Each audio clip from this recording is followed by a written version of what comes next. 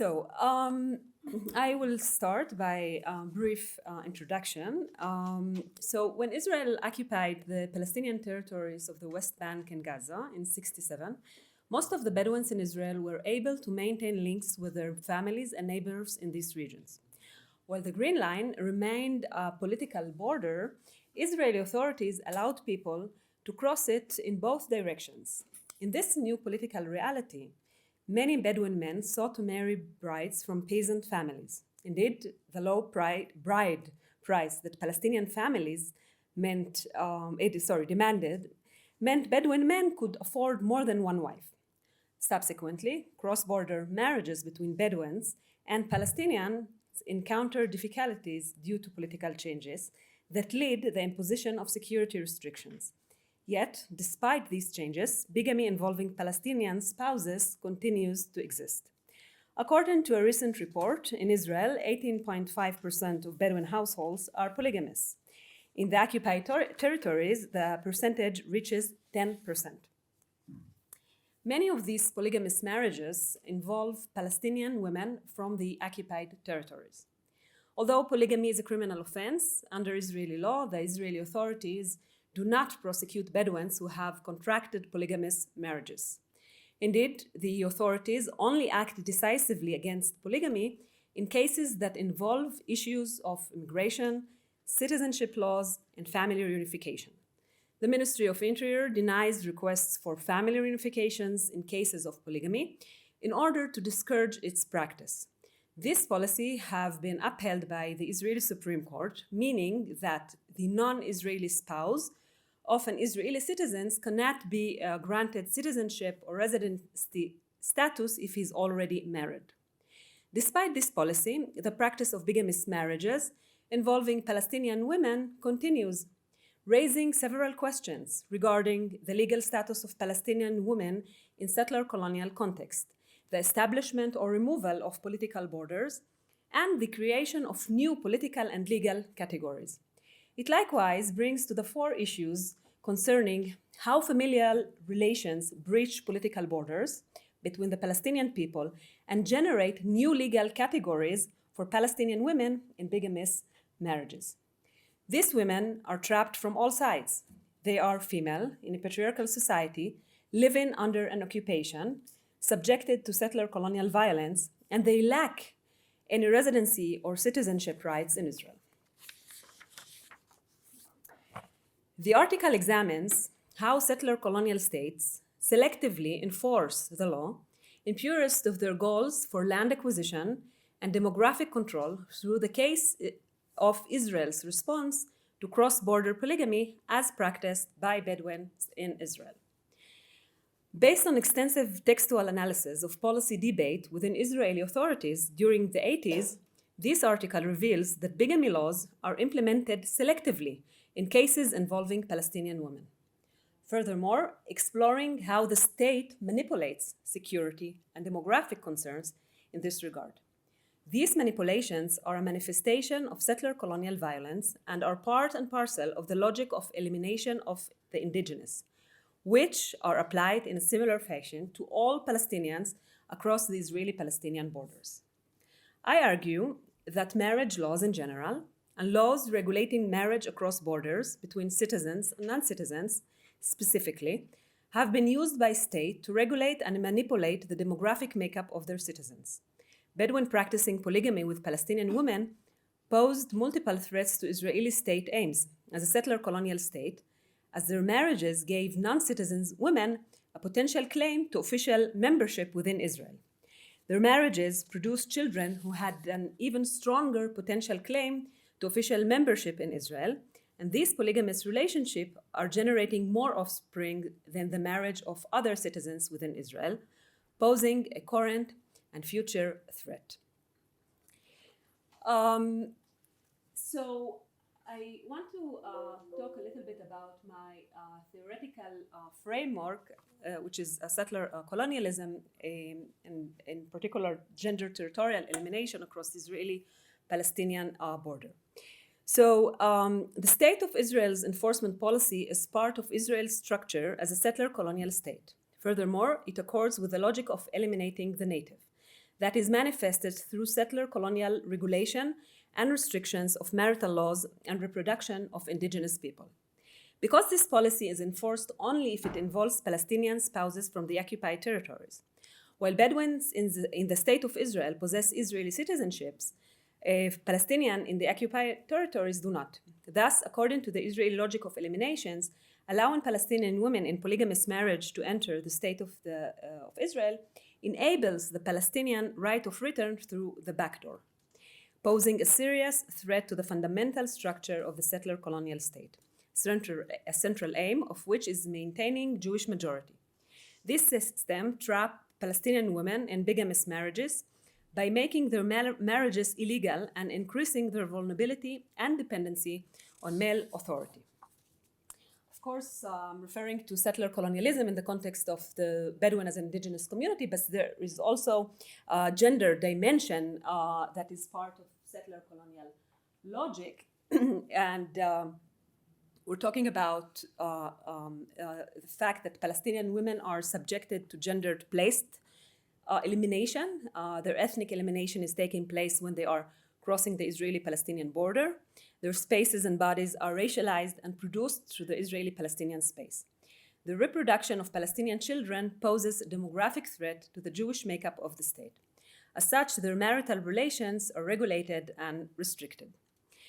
And I was interested when I conducted the archival work in this question: when do state authorities express interest in enforcing the prohibition against polygamy? Because previous research that I conducted regarding Bedouins and polygamy in Israel demonstrate that the lack of enforcement of a polygamous marriage, and this case demonstrates the opposite.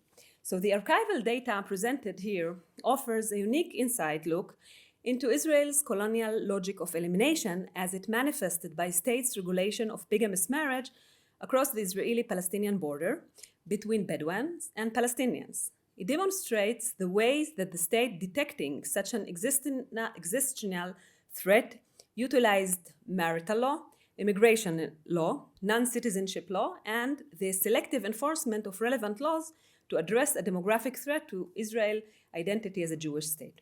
The study of archival materials reveals that state authorities began to pay attention to the issue of polygamy in the early 80s.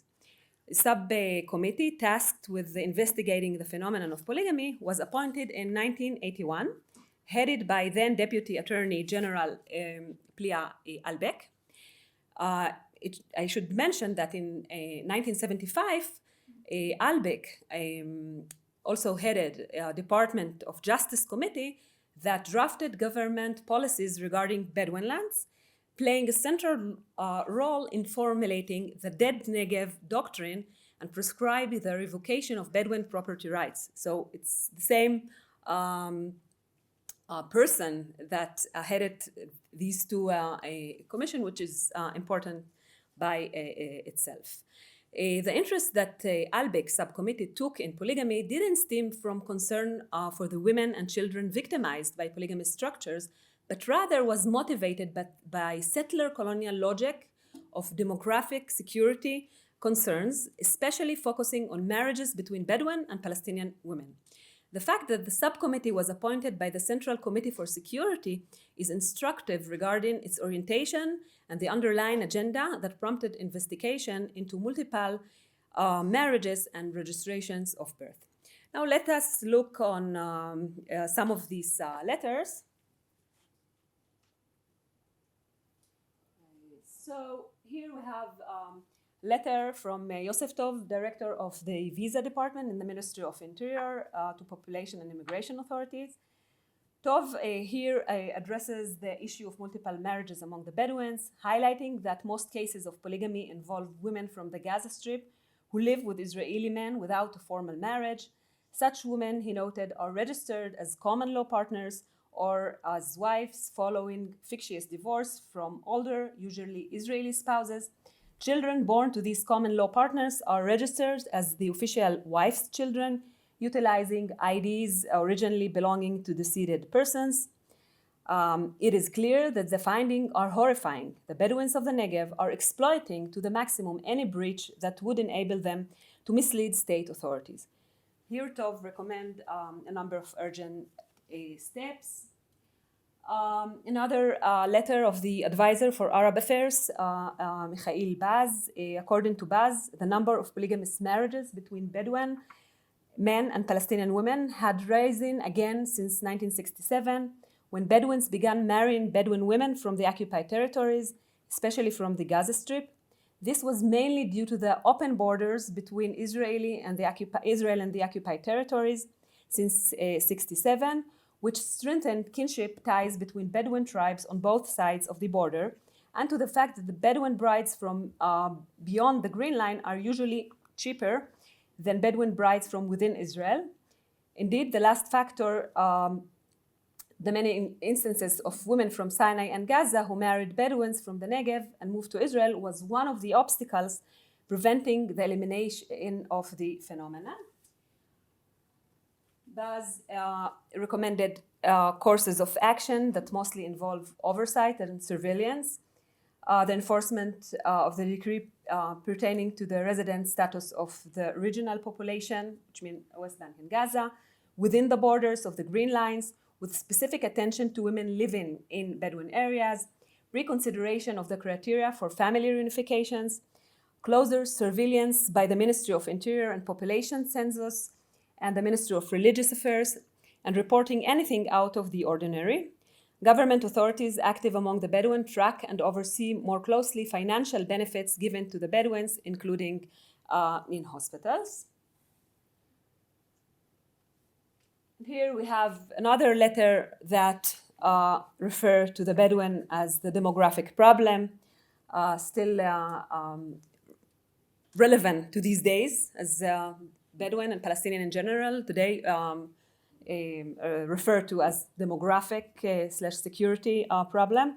In this letter, Kazaz mentioned that the Bedouin population in the Negev was disproportionately multiplying in comparison to other demographics in Israel, Jews and Arabs alike.